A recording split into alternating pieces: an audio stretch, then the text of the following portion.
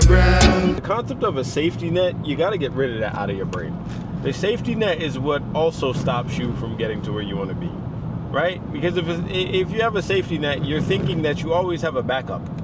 You always have something that you can lean on. You have something that you can go to. You have somewhere where it almost in your subconscious signals to yourself that your plan A isn't gonna work, right? So like burning the ships, there's no option.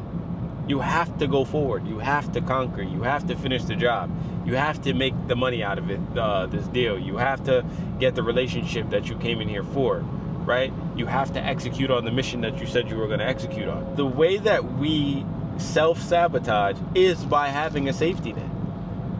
That plan B to your plan A, and worse, if you have a plan C to your plan B to your plan A, oh my days. Bro, you're almost setting yourself up for failure. Because in your subconscious, you are literally telling yourself, this is not going to work. Therefore, I need security.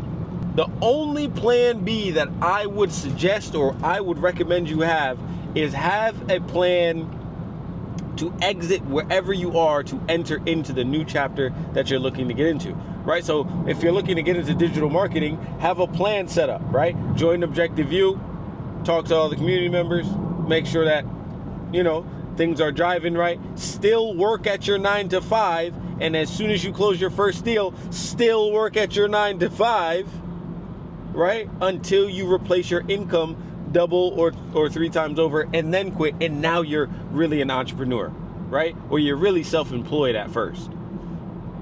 More on that in a different video. However, you're in a new space that you can now conquer, and now there's no safety net because now you've quit your job, right? So I don't want you to think that once you start in your entrepreneurship journey that bingo, you have cash flow now, so you're all good. No, that's not how it works. Understand that there are levels that you have to go through. But through each level, you don't need a safety net. The only time you're going to have a safety net is when you're standing on good ground, right? Solid foundation, your job, right? Security. And when right before you make the jump. That's the only time you really have a backup. But the jump, the mindset to then get into motion, to get ready to jump, you are in full understanding that you are going to lose this safety net, which is perfectly fine. You have to get comfortable. You got to get comfortable with that feeling, because I believe that's the only time we get things done. At least in my world, the only time I got anything significant done and was able to mentally make a game plan and execute on that plan efficiently and effectively was when I had zero plan. One of my self-sabotage issues is that I love that feeling. Right? So if I don't have that feeling, I probably would try to purposely put myself in that position. Because I love the feeling. It's a rush. Otherwise, life is kind of blah, blah, boring. Right? There's no stress, there's no anxiety, there's no worrying, there's no it literally will then feel like you're going in a fucking cycle. Like, you wake up in the morning, you eat, you go to work, you come home, watch TV, go to the gym, get a girl, go to sleep, and then do the same shit again. Nah, it's boring. However, if you can have no safety net and you make your schedule and you're in control of the shit that you feed your brain and you're in control of the people that you meet every day and you're in control of the amount of money you can make and you're in control, much different, right? There's much more movement, there's much more action, there's much more stress.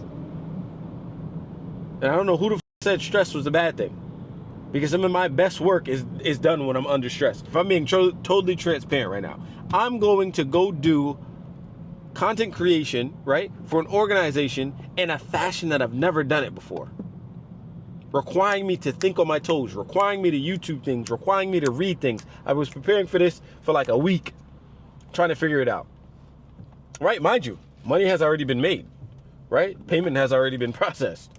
Money has been flowing around and going in cycles within my business now.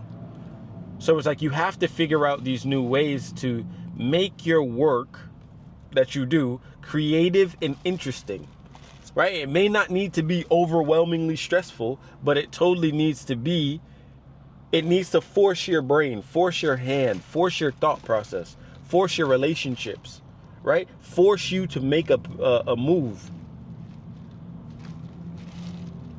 Your best work comes when you have to do it. When you have to do that. I don't know about you, but when you can just coast, you're not very good at your fucking job, right? You're not really good at being in a relationship. You're not really good at doing the things that you could be doing better. I think the only way that you get better is when, one, you're tested.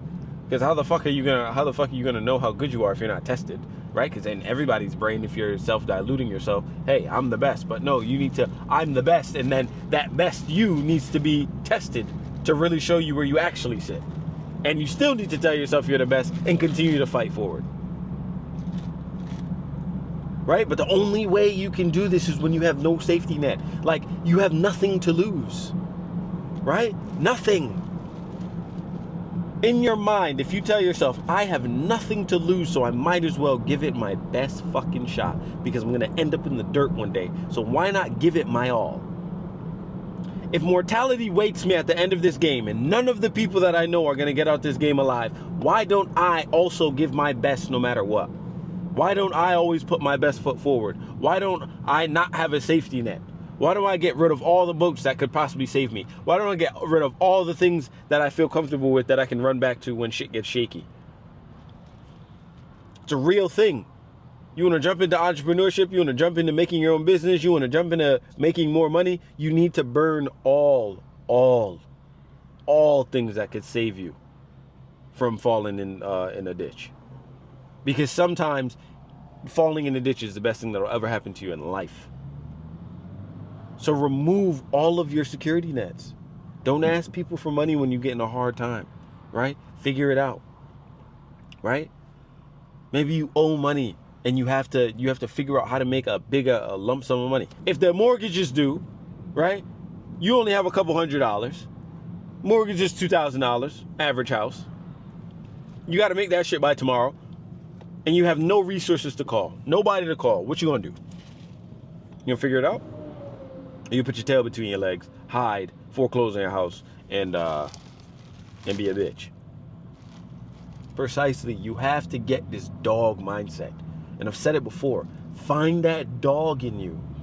And it's like, these things sound so cliche, but it's true. Find the fight. Where the hell is the warrior spite? Or where the fuck is the warrior spirit? You lost it? Where'd it go? The fuck? You sitting there bitching over a girl? Bro, another thing. Think about, like I said, think about how well you have it. I'm a huge proponent of natural selection. I love it, right? And maybe I'm using the wrong word, but we're gonna run with it. Natural selection, right? How the fucking world works at its natural state with the environment and all things, right? Would you be fat and big and all sorts of shit in nature if we didn't have the technology we had? No, because you would need to run. You need to catch your food. You don't want to be prey. No, so you'd be fit, right? Given your intelligence level, would you be just fucking around and dicking off all day? No. You'd be thinking of ways to make whatever the hell you need to make. So just because technology has brought itself and we have all this technology, so it makes us very comfortable because we can run from our discomfort, and all humans really do are run to be comfortable, right? So if you're running from discomfort and technology has put you in this place where you can sit in your comfort with ease now, with not much without working too hard to stay comfortable, right?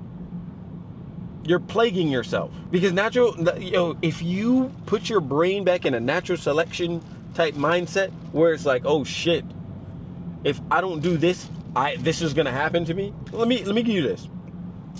What if you only got fed every 2 weeks, right? And even the food that was given to you every 2 weeks wasn't enough to give you the nutrients you need. It wasn't nutrient packed, right? It was just right? It got by. You got by. But you had all the fucking abundance around you to eat as much as you'd like. It just required a little effort. Would you sit around and wait for the 2 weeks to come, every 2 weeks for your little drop off? Or would you try and find ways to figure out how to get food into your system that was nutrient packed so that you can get into a good space health-wise and continue to live strong. Which would you do? Would you sit there and wait for the 2 weeks, or would you go out looking for the fucking abundance, in the abundance? You'd look for the fucking abundance. So, doesn't that sound like your fucking reality right now? You get paid every 2 weeks.